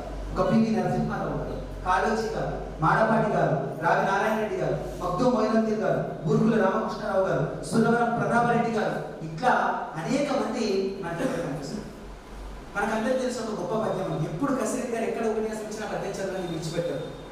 అనిశము మాతృదేశ హితమాత్మని గోరెడి వాడి భక్తుడు, ఆగనతను ధనంబును ముదంబున అర్పణ సేయునట్టి ఆ మనుషుడెత్యాగి, బ్రాహ్మణుల మాలలనొక్క విధంబు సూచునాజనుడు మనీషి, దుర్మదము శత్రుగా చూచున తండ్రి శూరుడా. తుకారాం అనేటువంటి పాత్ర చేత సురవరం ప్రతాపరెడ్డి రంగస్థలం మీద ప్రదర్శించినటువంటి నాటకంలో చెప్పించినటువంటి పద్యం ఆ పద్యం. అంటే ఒక పద్యం అనేటటువంటిది స్వాతంత్ర్యోద్యమానికి ఎట్లా ఊపిరిలూదింది, ఆనాడు సమరసత భావాన్ని నేర్పినటువంటిది ఆ పద్యం. అంతేనా? ఒక చిన్న ఘటన చెప్తాను మీకు. ఆ ఘటన ఒక కథ హాస్య సన్నివేశం అని. వందే మాతరం కావ్యంలో ముదిగొండ వీరభద్రయ్య గారు క్షామఖండము, హోలీఖండము, కుమార సంభవ ఖండము, శౌర్య ఖండము, రానడే ఖండము, ఫాల్కే ఖండము, హైదరాబాద్ ఖండము, దయానంద ఖండము, కాంగ్రెస్ ఖండము, పరమహంస ఖండము, వివేకానంద ఖండం, ఇట్లా జాతీయ నాయకుల పేరు మీద విభాగాలుగా, ఖండాలుగా 18 ఖండాలతో రాస్తారు. అందులో దయానంద ఖండంలో ఒక ఘటన జరుగుతుంది. అది ఆయన జరిగినటువంటి ఘటన అంటాడు. ఏమిటా సన్నివేశం అంటే, అందులో ఉన్నటువంటి ఒక ఫాల్కే అనేటటువంటి పాత్ర రోహిరాలతో ఒక ఒప్పందం చేసుకుంటున్నప్పుడు అక్కడ కవి వెంకోబంతు అనేటటువంటి ఒక హాస్య పాత్రను ప్రవేశపెడతారు. ఇందాక భాస్కర్ చెప్పాడు కదా, ఎప్పుడెప్పుడైతే రంగస్థలం మీద సమస్యాత్మకమైనటువంటి ఘటనలు వస్తాయో, భావజాల ప్రదర్శనకో సాంస్కృతిక వికాసానికో జరుగుతుంది అన్నప్పుడు ప్రతిపక్షం వచ్చి దాడి చేస్తారో అప్పుడు ఈ హాస్య పాత్ర ప్రవేశిస్తుంది. అక్కడ వెంకోబంతు అనేటువంటి పాత్ర కూడా ఒక ప్రియుడిలాగా దగ్గరికి వస్తారు. ఒక అధిపతికే పోయినట్టు ఒక స్త్రీ ఉంటుంది. ఆమె దగ్గరకు వచ్చి ఇట్లా మాట్లాడతారు. ఇది నేను చెప్తున్న కహాని కాదు, దయానంద ఖండంలో పద్య రూపంలో ఉన్నటువంటి ఘట్టానికి సారాంశం చెప్తున్నా, జరిగిన కథ. నేను నీదు భర్త, నేను నీదు భర్త, నీవు నాదు భార్య, వేగవలని పంటరి తీర్థమ నరసిరాగా అని ఒక ఉత్తరం రాసి ఆమెకి ఇద్దామనుకున్నాను. అది వరకే పెట్టేది కాబట్టి ఆ ఉత్తరం అనేటటువంటిది భర్త చేతికి చిక్కు. వీడిని పట్టుకుంటారు రాసిన వాడిని దేహశుద్ధి చేద్దామని అనుకుంటాను. ఆ వెంకోబంతు అనేటువంటి పాత్ర ఎంత సమయస్ఫూర్తితో అక్కడ వ్యవహరిస్తారు అంటే, భాషకు నా గొప్పతనం చెప్పడానికి ఉదాహరణ చెప్తున్నాను. నేను నీదు భర్త, నీవు నాదు భార్య, నేను కలిసి వెళ్దామన్నాను. చూడండి, భాషలో ఉన్నటువంటి గొప్పతనం అంటే ఒక పద్య రచనలు ఒక విలుపులతో ఎంతటి సౌందర్యం సిద్ధిస్తుంది. అక్కడ మొదట వాళ్ళు తీసుకున్న అర్థం వేరు. ఏమిటి అర్థం? మొదటిది, నేను నీదు భర్త, నేను నీ యొక్క భర్తను, నీవు నాదు భార్య, నువ్వు నా యొక్క భార్య, వేగవలై పండరి తీర్థమున రసిరాగా. కానీ అదే వెంకోబంతు చేత అదే దయానంద ఖండంలో ముదిగొండ వీరభద్రయ్య గారు ఇట్లా చెప్పేస్తారు. అంటే ఈ సమస్యల్లోంచి బయటపడడానికి సాహిత్యం ఒక మార్గదర్శనం చేస్తుంది. ఏది దేశభక్తి? ఎవరు దేశీయులు? దేశభక్తి ఉన్నటువంటి వారు ఏం చేయాలి? అసలు ఎందుకు ఉండాలి? ఇవన్నీ ప్రశ్నలు వేసుకున్నాం. ఎప్పుడెప్పుడు ఈ దేశంలో రాజదండం అధర్మానికి గురవుతుందో అప్పుడు ధర్మదండం తలెత్తుకొని నిలబడుతుంది. ఆ ధర్మదండం ఎవరి చేతిలో ఉంది? యోగుల చేతుల్లో, తాత్వికుల చేతుల్లో, కవుల చేతుల్లో, సాహితీమూర్తుల చేతుల్లో కూడా ఉంది ధర్మదండం. కవి సమాజాన్ని నడిపిస్తాడా, సమాజాన్ని కవి నడిపిస్తాడా అనే ప్రశ్న వేసుకుంటే, సమాజంలోంచి వస్తువును వెతుక్కొని అందుకు పరిష్కారాన్ని సూచిస్తూ కవి దిశానిర్దేశం చేస్తాడు. అందుకే కవి ఒక దార్శనికుడు. ఇవాళ అమృత మహోత్సవాల సందర్భంగా కూడా మనం ఇవాళ దేశభక్తి కవిత్వాన్ని మళ్ళీ ప్రదర్శనకు తీసుకెళ్లాల్సినటువంటి అవసరం, జరుగుతున్న ఘటనల మీద మనం స్పందించాల్సినటువంటి అవసరం ఉంది. ఈ పునాది ప్రేరణతో, ప్రాచీనమైనటువంటి కథనాలు, ప్రాచీనమైనటువంటి పద్య సాహిత్యం ప్రేరణతో మనం ముందడుగు వేయాల్సినటువంటి అవసరం ఉంది. దేవుడన మాతృదేశము, దేవుడన మాతృదేశము, దేవతలన ప్రజలు యజ్ఞ దీక్షయనంగా సేవామృతనిష్టయే. ఇవి సూత్రములుగా, ఇవి జీవన సూత్రములుగా ప్రసిద్ధిందనుమా. ఈ మాతృదేశమే నీకు దేవత, నీకు ప్రజలే దేవుళ్ళు. సేవామృతనిష్ట చేయడమే నిజమైనటువంటి జీవన సూత్రం. ఇవి ప్రసిద్ధితో ఉండాలి అని చెప్తారు. అసలు ఎందుకు పద్యం మనం వంట పట్టించుకోవాలి? ఎందుకు పద్యం మన నాటకాల నాట్యం ఆడాలి? ప్రాచీన విద్యా విధానంలో చదువు నేర్చుకోవడం అంటే పద్యం నేర్చుకోవడం. తేరా పలగా బలవం ఈరా అయ్యవారి చేతికి పలరంగా పురా భోజన వేయడం రారా పద్యాలు చదువు రాజకుమారా. వాడు రాజకుమారుడు అయినా సరే పద్యాలు చదువుకోవడానికే బడికి పోయాడు. ఇంకొక గొప్ప ఉదాహరణ చెప్తా. హిరణ్యకశిపుడు ప్రహ్లాదుని చండామర్కుల దగ్గరికి విద్యాభ్యాసానికి పంపించి ఒక 5 నెలల తర్వాత పిలిపించుకుంటాడు. ఎంతవరకు చదువుకున్నాడో టెస్ట్ చేద్దాం అనుకుంటాడు. నువ్వు ఏం చదువుకున్నావు అని అడగలేదు. భగవద్విజ్ఞాన శాస్త్రములో పద్యం ఒక్కటి చెప్పి తాత్పర్యంబు సార్థముగా తాత్పర్యంబు భాషింపుమా అంటాడు. చోద్యం పయ్యాడు ఇంతకాలం అడిగాను. తండ్రి నువ్వేం నేర్చుకున్నావో తెలుసుకోవాలనుకుంటున్నాను, నువ్వు చదివిన చదువు యొక్క సారాంశం తెలిపిన ఒక పద్యం చెప్పవయ్యా అంటాడు. కాబట్టి వాళ్ళ పద్య సాహిత్యాన్ని, జాతీయవాద పద్య సాహిత్యాన్ని ప్రజల చెంతకు చేసినటువంటి అవసరం ఇవాళ ఉన్నది. ఒక అద్భుతమైనటువంటి పద్యం ముదిగొండ వీరభద్రయ్య గారి మనందరం ప్రతిరోజు పారాయణ చేయాల్సినటువంటి పద్యం. ఈశ భక్తికి మించిన దేశభక్తి, ఈశ భక్తికి మించిన దేశభక్తి, దేశభక్తికి తగిన ఆత్మీయ శక్తి, ఆత్మీయ శక్తికి తోడుగా ఆధునికత రక్తి, అవి ఒప్పునాడే భారత విముక్తి. చూడండి, దార్శనికుడు కాబట్టి ఆనాడే పద్యం చెప్పాడు. ఈశ భక్తికి మించిన దేశభక్తి, పరమేశ్వరుని మీద ఎంత భక్తి ఉందో అంతకు మించినటువంటి దేశభక్తి కలిగి ఉండాలి. ఆ దేశభక్తికి తగిన ఆత్మీయ శక్తి, సాటి వారిని ప్రేమించేటువంటి దృక్పథం. ఇవాళ మనం సంఘటన అంటున్నాం. సంఘటనం ఒక యజ్ఞం సమిధక మన జీవనం అంటున్నాం మనం. ఆ సంఘటన రావాలంటే మనకు ఆత్మీయత భావం ఉండాలి. ఆ ఆత్మీయ శక్తి కావాలి అంటారు. ఆత్మీయ శక్తే కాదు, ఎప్పటికప్పుడు మనిషి అప్డేట్ కావాలి. అక్కడే ఉండిపోతే మాత్రం కాలం మనల్ని తొక్కేస్తూ వెళ్ళిపోతుంది. మనకంటే చాలా వేగంగా సమయం నడుస్తూ ఉంటుంది. కాబట్టి ఆత్మీయ శక్తికి తోడుగా ఆధునికత రక్తి అంటారు. ఈ ఆధునిక తత్వం అంట పట్టించుకోవాలి. అవి ఒప్పునాడే భారత విముక్తి, అవి ఒప్పిన నాడే ఈ జాతికి విముక్తి కలుగుతుంది అంటారు. కాబట్టి ఇలాంటి పద్య సాహిత్యం ఇవాళ ప్రజల చెంతకు చేసినటువంటి అవసరం ఉంది. ఇవాళ ప్రజలందరికీ కూడా పద్యం మీద ఉన్నటువంటి ప్రేమను మళ్ళీ పుట్టించాల్సినటువంటి అవసరం ఉంది. మనకందరికీ తెలుసు, దాశరథి పద్యం వింటే నిద్రపోతున్నటువంటి వాడు కూడా, నిద్రాణ స్థితిలో ఉన్నటువంటి వాడు కూడా లేచి తన రక్తం సరసరం మరిగేటట్టుగా చేసేటటువంటి శక్తి దాశరథి పద్యాలు. ఆ దాశరథి పద్యాన్ని మనం అధ్యయనం చేయాల్సిన అవసరం ఉంది. ఆ ప్రేరణ తీసుకొని, వాటిని ఇన్స్పిరేషన్ గా తీసుకొని, ఆనాడు ఆయన ఉద్యమించినటువంటి తీరును తీసుకొని ఆధునిక సమాజంలో జరుగుతున్నటువంటి ఘటనల మీద ఇవాళ కవులు స్పందించాల్సినటువంటి అవసరం ఉన్నది. చచ్చిన జాతి కాదు, నా భారత జాతి ఎట్లాంటిది? చచ్చిన జాతి కాదు, మరిచావదు వేయి యుగాలకైనా. వెన్నిచ్చిన జాతి కాదు, పరువెత్తు విరోధిని పిలిచి కౌగిటన్ గుచ్చిన జాతిరా ఇది. మరొత్తరు శాఖలతోడ హాయిగా అచ్చనలాడుకునేరా మన కీర్తిలకా మల్లికల్. కాబట్టి అట్లాంటి జాతి నా భారత జాతి. ఎన్ని సంవత్సరాలు జరిగినా సరే, ఎన్ని దశాబ్దాలు దాటిపోయినా సరే, ఎన్ని శతాబ్దాలు దాటిపోయినా సరే, ఈ భూమిలోనే నేను పుడతాను అంటాడు కరుణశ్రీ యొక్క అద్భుతమైన పద్యం. ఎన్ని యుగాలు దాటిన మరెన్ని శతాబ్దులు దాటిపోయిన పన్నుగ తెలుగు నేలపై పాడియ జన్మను కోరుకుంటూ నా జన్మములెన్ని కలిగిన నిజముగ తెలుగు కవీంద్రునై సదా జన్మమునెత్తి పద్యములు చాలగా పాడిన భరతాంబిక. ఇందులో మనం మూడవ పదం మనం పట్టుకోవాల్సినటువంటి పదం. ఎన్ని జన్మలు ఎత్తినా సరే నేను నిజముగా తెలుగు కవీంద్రుడిగా జన్మిస్తా అన్నాడు. కవి అనేటువంటి వాడు సమాజానికి దిశానిర్దేశం చేస్తాడు. కవయ నిరంకుశ అనేది మనకందరికీ తెలుసు. కాబట్టి వాళ్ళ కవులుగా సమాజాన్ని ప్రభావితం చేసేటువంటి సాహిత్యం మనం గుర్తించాల్సిన అవసరం. ఇవాళ మనం చూస్తున్నాం సమాజంలో లెఫ్టిస్ట్ ఐడియాలజీయో లేకపోతే మరొక భావజాలానికి సంబంధించిన ఘటన జరిగితే ఇవాళ పుంఖానుగా పత్రికల్లో సాహిత్యం వస్తుంది, క్యాంటీన్ ర్యాలీలు తయారవుతాయి, లేకపోతే ఇంకొక ధర్నాలు తయారైతాయి, నిరసన తయారవుతాయి. అదే ఇవాళ ఒక హిందువుల మీద దాడులు జరిగితే ఏ కళ ఎందుకు స్పందించడం లేదు? ఆ కళల స్పందన కోసం ఈ కోరుకున్న సాహిత్యం. ఇవాళ మనం స్పందించాల్సిన అవసరం ఉన్నది. మనం స్పందించకపోతే భవిష్యత్తులో మనం మౌనంగా ఉండాల్సిన రోజులు రాబోతున్నారు. ఓగేటి అచ్యుతరామ శాస్త్రి గారు దీన్ని గుర్తుంచుకుని ఆయన ముందే ఆర్యావర్తం భారతవర్షం భారతదేశం కాదంటావా, హిందుస్థానం లేదంటావా, ఇండియా ఏ పేరైనా నాదొకటే, ఏ ఊరైనా నాదొకటే. ఇసడ పుట్టిన పరకలు రప్పలు రప్పలు నత్తలు నత్తలు గుల్లలు సైతం నాకు పవిత్రం, నాకు సమిస్తం, నాకు పవిత్రం అంటాడు. ఇప్పుడు చెప్పే పాదం చాలా కీలకమైన పాట.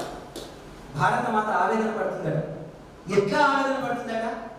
తాడికి చుట్టిన చిలువ మింగిన మానిసి వేదన భారతి రోదన తల్లి కనుల కన్నీరు తుడవగా లేవో లేవో లేవో. తాడికి చుట్టిన చిలువ మింగిన మానిసి వేదన భారతి రోదన. ఈ 4 పదాలు ఎంత హృదయాన్ని కదిలించే పదాలు. తాటి చెట్టుకు ఒక కొండ చిలువ చుట్టుకుందట. ఆ కొండ చిలువ అప్పుడే ఒక మనిషిని మింగిందట. ఆ మనిషి ఎంత వేదన పడుతున్నాడో భారత మాత అంత వేదన పడుతుందట. కాబట్టి తల్లి కనుల కన్నీరు తుడవగా లేవో లేవో నడుం కట్టవోయి అంటాడు. ఇవాళ మనం కలం కదిలించాలి. ఎందుకంటే సాహిత్య చర్చ కాబట్టి ఒక సాహిత్యకారులుగా ఇక్కడి వారసత్వాన్ని, ఇక్కడి చైతన్యాన్ని, ఇక్కడి శక్తిని, ఇక్కడి నేలలో ఉన్నటువంటి మట్టి తత్వాన్ని మనం ఇవాళ అందుకోవాలి. ఇవాళ దుర్భాగ రాజశేఖర శతాబ్దాన్ని రచించినటువంటి రాణా ప్రతాప సింహ చరిత్ర మనం ఎంతమంది చదివినాం? ఇంటర్నెట్లో మన పుస్తకం మనం తీసుకుందాం, చదువు. ఎందుకని చదువుకోవాలి? రాణా ప్రతాప్ లాంటి వాడు మా దేశాల్లో పుడితే బాగుండేది అని ప్రపంచ దేశాలు ఈర్ష్యపడితే ఇవాళ మనం రాణా ప్రతాప సింహ చరిత్రను దుర్భాగ వారు రచించారు అక్షరాలకి. ఇవాళ మనం దాన్ని చదవాల్సిన అవసరం ఉంది, చదివి ప్రేరణ తీసుకోవాల్సిన అవసరం ఉన్నది. ఒక కథ చెప్తాను దానికి సంబంధించింది. శీతల్ అనేటటువంటి ఒక కవి ఉండేవాడు. శీతల్ కవి అని వ్యవహరించేవారు. అక్బర్ బాదుషా దగ్గర ఉన్నటువంటి కవి ఆయన. ఆ కవి ఒకసారి రాణా ప్రతాప్ దగ్గరికి వచ్చి వెళ్ళాయట. రాణా ప్రతాప్ ఆయన కవితకు మెచ్చి ఆయన తల మీద తలపాగా ఉంచాడు. ఆ తలపాగా ఆయన జీవితాంతం ఎక్కడ తీయలేదు. అక్బర్ ఆస్థానానికి వెళ్ళాడు. అదే శీతల్ కవి. అందరు బాదుషా రాగా అందరూ లేచి నిలబడాలు, జీహుజులుగా దండాలు పెట్టాలు చేస్తున్నాడు. ఈయన మాత్రం అలాగే నిశ్శబ్దంగా ఉన్నాడు. ఒక్కసారి అక్బర్ అలా చూసింది. చూడగానే తల మీద టోపీ తీసుకొని ఇలా పట్టుకొని ఎడమ చేతితో ఇలా అన్నాడు. నేను చెప్పట్లేదు, రాణా ప్రతాప సింహ చరిత్రలో రాసిన పద్యాల సారాంశం చెప్తున్నా. ఆ టోపీ ఇలా తీసుకొని ఎడమ చేతితో ఇలా అన్నాడు. అక్బర్కు విపరీతమైన కోపం వచ్చిందట. కోపం రాగానే దాన్ని సంపాదించుకొని ఎందుకు అలా చేసామని మరి అడిగాడు. ఈ తల మీద ఉన్నటువంటి టోపీ నాకు రాణా ప్రతాప్ తొలగినటువంటి టోపీ. ఈ తలను నేను వంచితే రాణా ప్రతాప్ శౌర్యాన్ని వంచినట్టు అవుతుంది. అందుకని నేను ఆ టోపీని భద్రంగా కుడి చేతిలో పట్టుకొని ఎడమ చేతితో సమానం చేసినాను. ఇది దేశభక్తి ఎక్కడంటే మన ఆచరణలో కనిపిస్తుంది, మాటలో కనిపిస్తుంది, ప్రవర్తనలో కనిపిస్తుంది, నడవడికలో కనిపిస్తుంది, అక్షరంలో కనిపిస్తుంది, కళల్లో కనిపిస్తుంది. ఇవాళ మనం అమృత మూర్తులను ఆవాహన చేసుకోవడం అంటే మన జీవితాల్లోకి, మన ప్రవర్తనలోకి, మన భవితవ్యంలోకి, భవిష్యత్ తరాల్లోకి ఇవాళ దేశభక్తి సాహిత్యాన్ని అధ్యయనం చేయాలి. మన దేశభక్తి సాహిత్యాన్ని సృజన చేయాలి, తయారు చేయాలి. చాలా పద్యాలు, చాలా అద్భుతమైన పద్యాలు ఉన్నాయి. కానీ ఇక్కడ సమయం చాలా తక్కువగా ఉంది కాబట్టి ఆశ్చర్యపోతాం. మనం 1938లో పండిత్ నరేంద్రజీ ఒక గేయం రాశారు. ఇక్కడి దక్కన్ సంస్థానంలో వాడు, గోల్కొండ ఆస్థానం అనేటువంటి వాడు, ఆర్య సమాజం నడిపినటువంటి వాడు పండిత్ నరేంద్రజీ. దొరలు దొంగలు కలిసి ఊళ్ళేలుతుంటేను, సర్కారు రౌడీలు సాయం అందిస్తుంటే, ఆ రోజు మనకెవరిచ్చే రాతమ్ముడా ఆప్తుడై నిల్చుంటేను వచ్చెనో చెల్లెలా జుట్టు బొట్టు తీసి కట్టిన వాటు కొట్టి కులం పేరు మామి కూనీలు చేస్తుంటే గాయి చేసి గాండ్రించెనో తమ్ముడా పులి ఓలె నరేంద్రుడే చెల్లెలా. ఈ సంస్కృతిని నాశనం చేయడానికి శత్రువు ప్రయత్నం చేస్తున్నప్పుడు కవి అనేటటువంటి వాడు అట్లా స్పందిస్తాడు అనడానికి పండిట్ నరేంద్రజీ మనకు ఉదాహరణ. ఈ కట్టును ఈ బొట్టును తీసేసి ఈ సంస్కృతిని విష సంస్కృతిగా మార్చాలి అని దురాగతం చేస్తున్న వేళ నా సంస్కృతి నేను పాటిస్తాను కవి నిలబడ్డాడు. అక్కడ రాజకీయ నాయకుడు నిలబడలేడు, లేకపోతే ఇంకో మంత్రి పదవి నిలబడలేడు, ఇంకొక పెద్ద నిలబడలేడు. కవుల మీద ఉన్నటువంటి సామాజిక బాధ్యత ఇది అని చెప్పడానికి మనం ఈ కోరుకోవాలి సాహిత్యం. కాబట్టి కవులుగా అద్భుతమైనటువంటి ఒక శక్తిని మనం అందిపుచ్చుకుందామని, ఈ ప్రేరణతో మనం కవితవ్యంలో సామాజిక ఘటనల మీద స్పందిస్తామని, అట్లాగే దేశభక్తియుతమైనటువంటి సాహిత్యాన్ని జాలువాంచేందుకు ముందుకు మన కళ్ళాలను కదుపుదామని తెలియజేస్తూ అవకాశం ఇచ్చినందుకు ధన్యవాదాలు. ఓపికగా విన్న అందరికీ కృతజ్ఞతలు.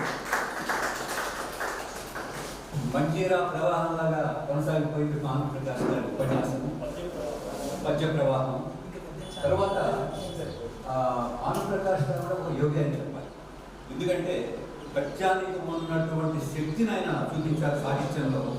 ఏదన్నా కనుక సామాన్య మానవుల దగ్గరికి పండితుల వరకు వెళ్ళాలంటే పద్యం అనేటువంటి చక్కటి సాధనాలను చూపించారు. ఏమండి మీరు నా మాట్లాడుతున్నారు తర్వాత మీరు మాట్లాడుకోవచ్చు.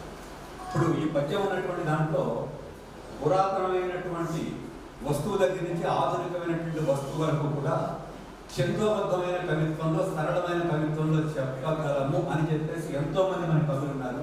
ఎప్పటి నుంచి దాసు శ్రీరాములు గారి దగ్గర నుంచి ఆయన తన యొక్క తెలుగు కవిత్వంలో ఆంగ్ల పదాలు కూడా వాడారు, కన్నడ పదాలు కూడా వాడారు. అదే రకంగా ఆదిభట్ట నారాయణ దాస్ గారు కూడా ఛందోబద్ధమైన కవిత్వంలో ఆంగ్ల పదాలు అదే రకంగా వాడారు. కాబట్టి ఈ రకమైనటువంటి పద్యాలు శ్లోకాలు చిన్నప్పుడు కనుక మన సరైన సాహిత్యం చెప్పినట్లయితే జీవితాంతం గుర్తుండిపోతాయి.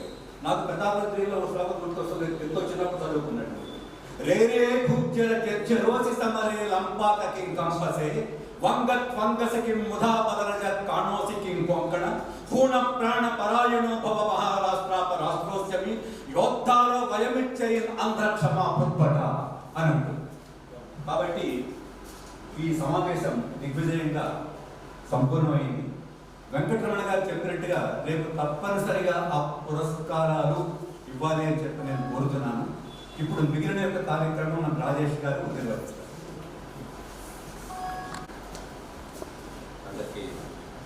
అందరికీ ధన్యవాదాలు.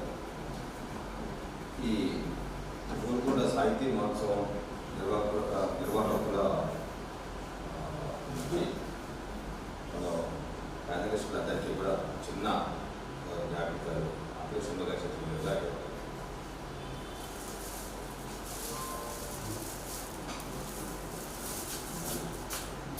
అదే వర్షం ముందు ప్రముఖ పాత్ర యోగ్యానికి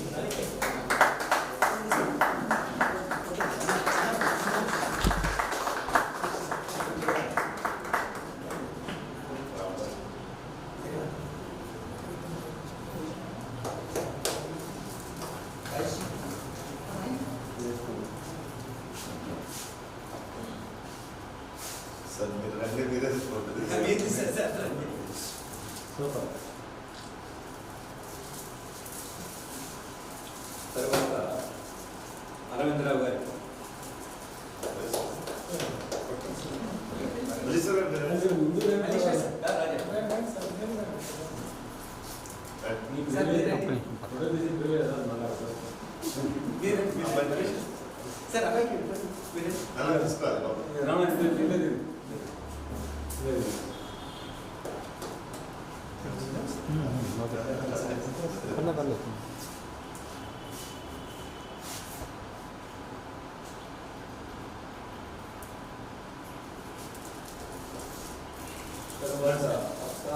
భానుప్రకాష్ గారు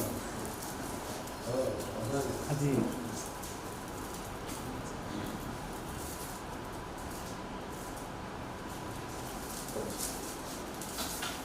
ఆశ్చర్యేశ్వర గారికి ఇవ్వాల్సిందిగా మల్లేశ్వర గారు